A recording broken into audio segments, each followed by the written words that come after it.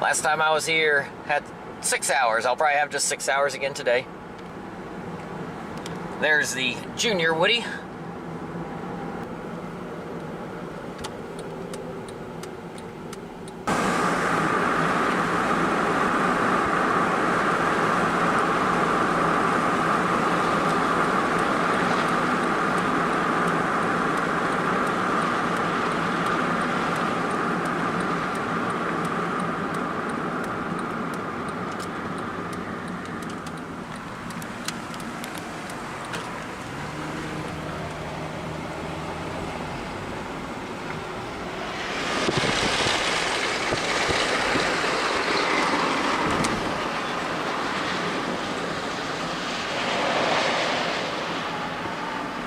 That is quite the sight.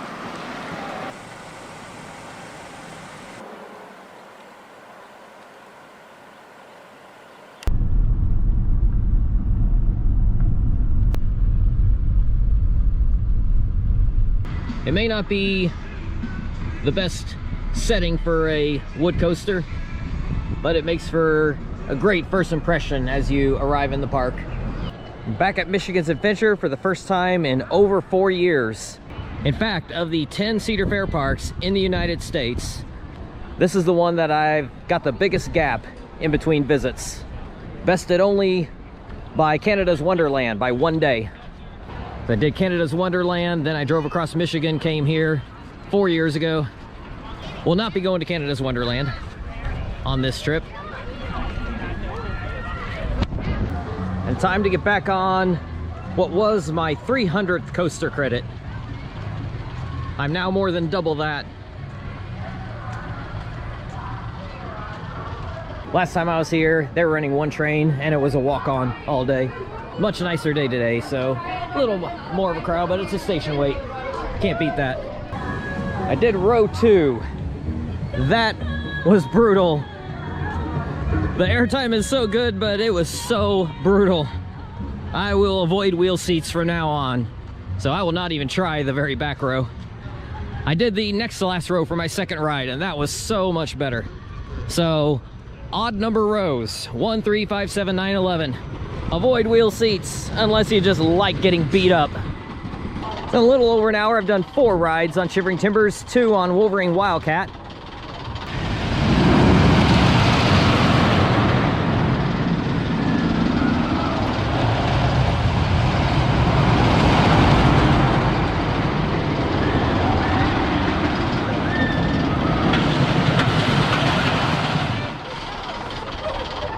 And I am understanding now why there's not much of a line here.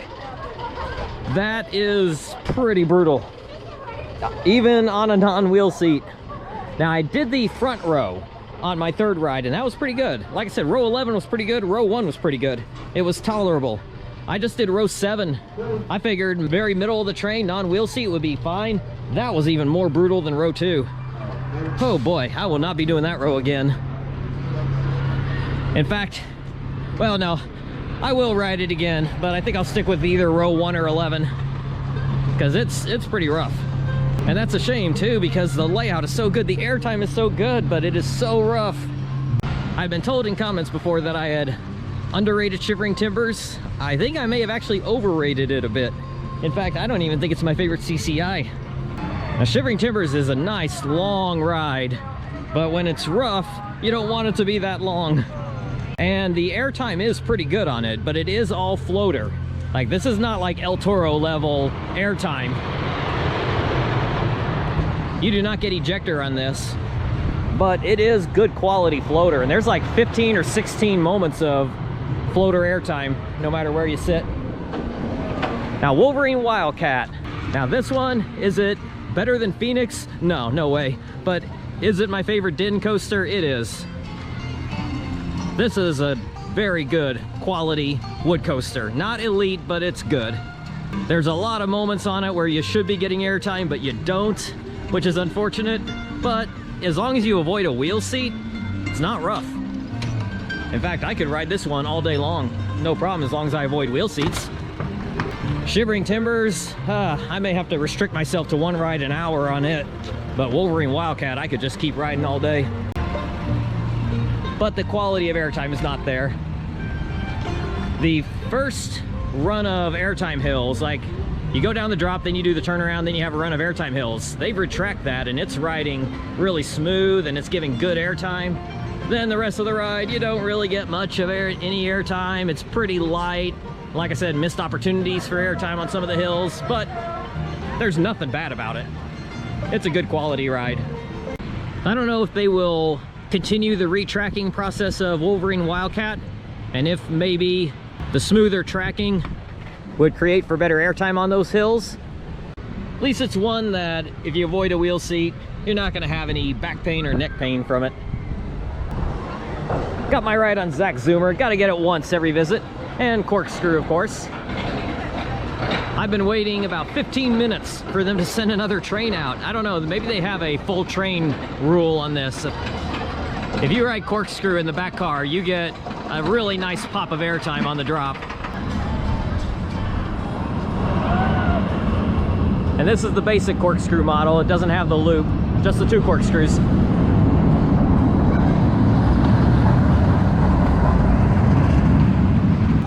Well, Shivering Timbers beating me up pretty badly. I'm gonna go ahead and take the time to go over and get another ride on Thunderhawk. I only rode it once the last time I was here. I would have skipped it on this visit, but like I said, I need breaks from Shivering Timbers. And the water park is open. Of course, it's the middle of summer, so of course it's open. It was not open on my last visit, which was in mid-June, which, if you do not live in this part of the country, you don't know. In mid-June, they're still in school. So the park was open because they knew they'd have travelers, but that kept the crowds real light, but the water park was not open on a weekday. It was open on weekends at the time, but not on weekdays. That's the double down. That was the only smooth part of the ride the last time I was here. But as long as I avoided a wheel seat, I could tolerate it. I rode Thunderhawk twice. Not very good. It's riding a bit rough. I've definitely ridden rougher SLCs, Kong, the one at Lost Island, Flight Deck of Canada's Wonderland. That'd be it though. All the Mindy racers have ridden smoother. In my experience, I know other people would not say that, but that's just been my experience. Other people have said that this ride's smooth for them. Doesn't ride smooth for me. I ended up going into the water park. They got a nice little water park there. They don't have any water slides in their water park that I would say are like world class, that you absolutely have to do it, but they are all fun. And the nice thing is that here on a weekday, the lines for them were not that long. You go to some water parks, and even on weekdays, gosh, you're waiting like half hour, an hour to do a water slide. I just can't do that. I can't justify that. There are plenty of people in the water park, but the crowds was able to spread out nicely so that you didn't have long lines. After the water park and after my second meal, did 2 awesome rides on Wolverine Wildcat. And then I gave Shivering Timbers one more chance. And again, it beat me up. And yes, I've been riding on non-wheel seats and it is so brutal. I tried to enjoy it, I just couldn't. And then came back to Wolverine Wildcat, 2 more awesome rides. And you know what? I've been having a lot of hot takes on this trip, but I think Wolverine Wildcat's airtime was better than Shivering Timbers airtime. And it is so much smoother, so much smoother. I don't know how I can put Shivering Timbers ahead of Wolverine Wildcat in this park. I know Shivering Timbers is the star attraction. It's the one that everyone sees when they're driving into the park. It's the one that has traditionally been the best ride in the park. But how it's riding today, no. Wolverine Wildcat is the best ride in the park today. That might not be how it always is, but today it is. I say that without hesitation. The best Den wooden coaster, easily. I always said that Timberwolf was probably the best. No, Wolverine Wildcat, best Den wooden coaster. And Shivering Timbers, I had it as my favorite CCI. It's now behind Cornball Express, Rampage, and Ghost Rider. Hate to admit it, but yeah. But that's just how it was riding today. I could come back on another day, another year, and maybe Shivering Timbers will be back to its glory days. There was a group of teenagers, 3 boys, that were riding with me on one of my rides, and one of the kids was like, no, not again, never again. I'll ride anything else in the park again, but I will not do Shivering Timbers again. That is sad that Shivering Timbers has become that. They need to do work on it because the layout is too good. The quality, the potential is there. The potential for it to be a high quality elite wood coaster is there. But they need to smooth it out. They need to do whatever they did to Wolverine Wildcat, they got to do to Shivering Timbers. Wolverine Wildcat's riding great. It still has a couple of rough spots, but it's tolerable. Shivering Timbers is not tolerable. I still like it, but it's just frustrating because it should be better. But that's it from Michigan's Adventure. I might stop in tomorrow. Still remains to be seen what I'm doing with these next 2 days. With weather and everything, everything's kind of up in the air. But I have a feeling I'm probably not coming back to the park on this trip, but we'll see. So my final ride count was 5 on Shivering Timbers. That's when I had to tap out. And 6 on Wolverine Wildcat. I rode Wolverine Wildcat more, and I could have kept riding it because it is very re-rideable. That is not one that I would have to tap out on. But once again, this is my 2nd ever visit to Michigan's Adventure. Both visits have been great. I really love this park. I think it is highly underrated. I've had more fun here than I've had at Dorney Park. I've had more fun here than I've had at Valley Fair. Although, Valley Fair I've got nothing negative to say about. Dorney Park has a couple issues. No issues here though. This park's been great all around. Argument could be made for this to be ahead of even Worlds of Fun. Probably not though. Now Dorney Park's ride lineup is better. Valley Fair's ride lineup is better, especially with Renegade. Better Woody than either Woody that's here. But there's just something about this park that it just has a better feel to it to me. Doesn't seem to get anywhere near as crowded as Valley Fair. Maybe it's the location, I don't know. Kind of like how we're just kind of out here in the middle of nowhere and all of a sudden a big amusement park. It's pretty cool.